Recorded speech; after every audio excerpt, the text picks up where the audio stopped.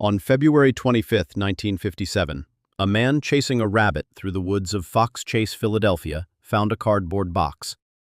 Inside it was the naked body of a young boy. He had been beaten, malnourished. His hair had been recently and unevenly cut, as if someone had trimmed it after he died. And no one, not one person in the city of Philadelphia, came forward to say he was missing. Investigators determined the boy was between 3 and 7 years old, that he had died from blunt force trauma, and that his body was covered in bruises and scars. Police took his fingerprints.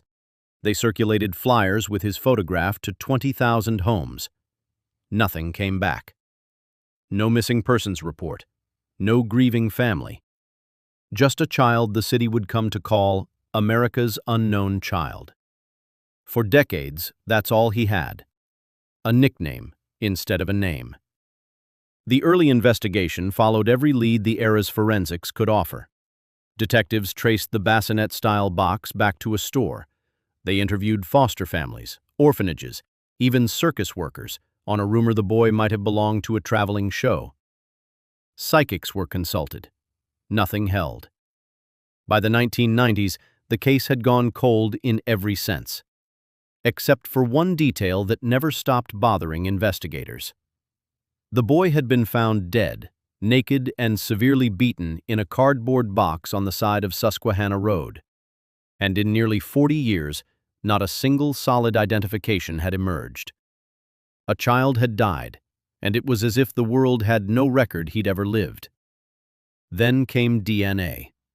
In 1998, investigators exhumed the boy's body to extract a DNA profile. But the search for a matching relative turned up nothing. The technology of the time simply wasn't built for a case this old, this obscure. The file went back in the drawer. It would take one more exhumation and 21 more years before the answer arrived. In 2019, police exhumed the boy's remains again, and this time, extracting usable DNA took roughly 2.5 years. The Philadelphia Police Department had partnered with forensic genetic genealogist Colleen Fitzpatrick, using a method that had already cracked cases like the Golden State Killer, not matching DNA to a name, but matching DNA to family trees, built from public genealogy databases, one branch at a time. Fitzpatrick's team worked to link the boy's genetic profile to living relatives on his maternal side. Slowly, a family emerged. Then a mother. Then a father. On December 8, 2022, 65 years, 9 months, and 13 days after his body was found, Philadelphia police stood at a podium and said his name for the first time. Joseph Augustus Zarelli, born January 13, 1953, died in February 1957 at the age of 4.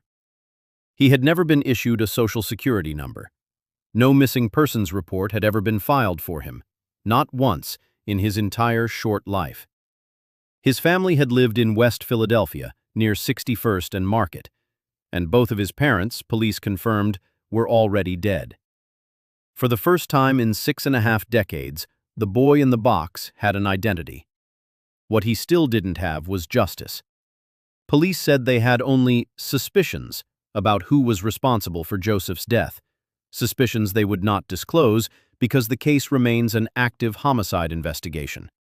Police also declined to name Joseph's parents, citing living siblings on both sides of the family.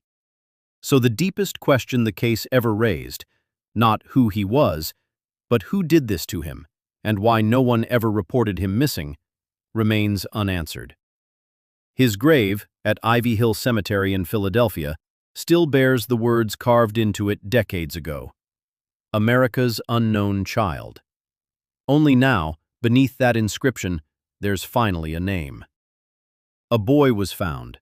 A city searched for 65 years. And somewhere, someone still knows exactly what happened to Joseph Zarelli. They've just never said a word. If cases like this stay with you the way they stay with us, subscribe. We cover one of these every week. And if you have a theory about who did this, drop it in the comments. Sometimes the answer really does start there.